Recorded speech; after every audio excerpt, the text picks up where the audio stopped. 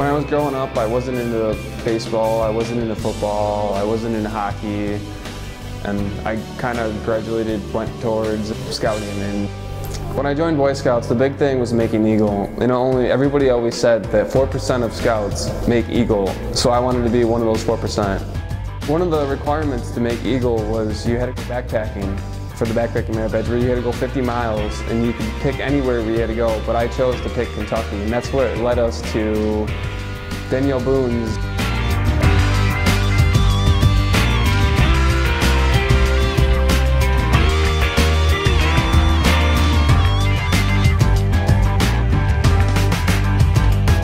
Well, the ride up to Kentucky was pretty long. It was a 6-hour ride, and we were all still really highly motivated on that we're going to get this thing done and nothing's going to go wrong.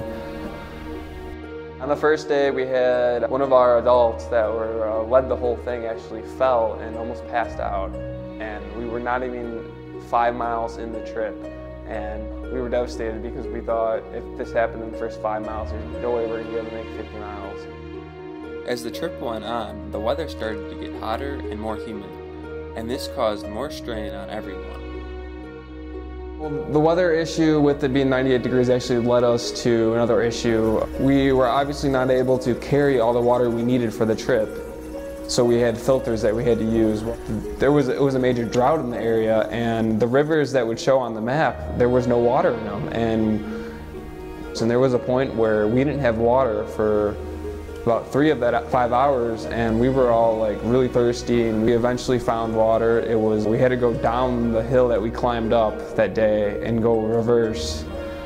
I didn't notice this at the time, but I was told later that there was bear tracks everywhere where we ended up finding the water. All of a sudden, it was just everything seemed like that could go wrong was going wrong.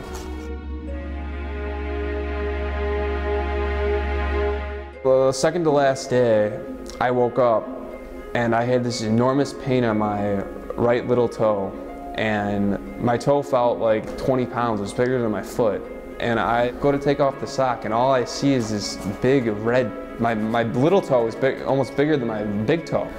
And the first thing I did was I went to one of the adults and talked about it, and then I realized that there was other problems with the group.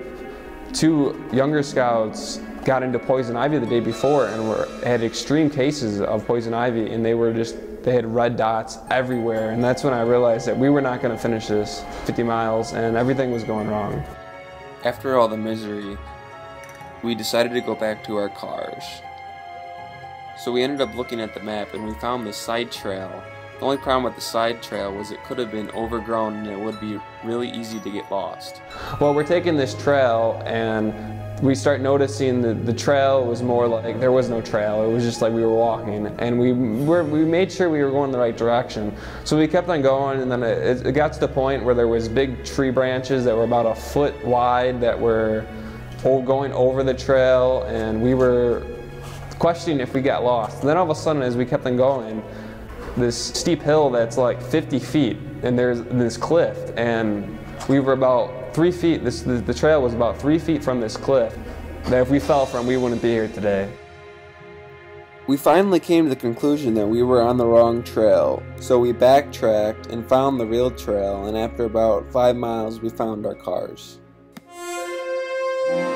I was relieved when we finally got back to our cars because I realized that we were all going to make it through this trip. There was some points in the trip when we had the heat exhaustion, when I found the cliff, and people were getting poison ivy, when I had the major blister. I really thought that we were not going to make it through this trip.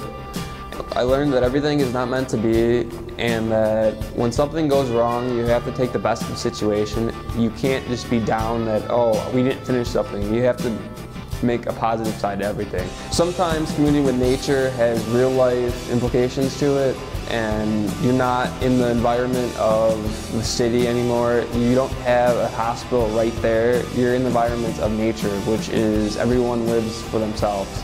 And I learned that life is on a fine line. Sometimes you have to endure a challenge in order to achieve your goal.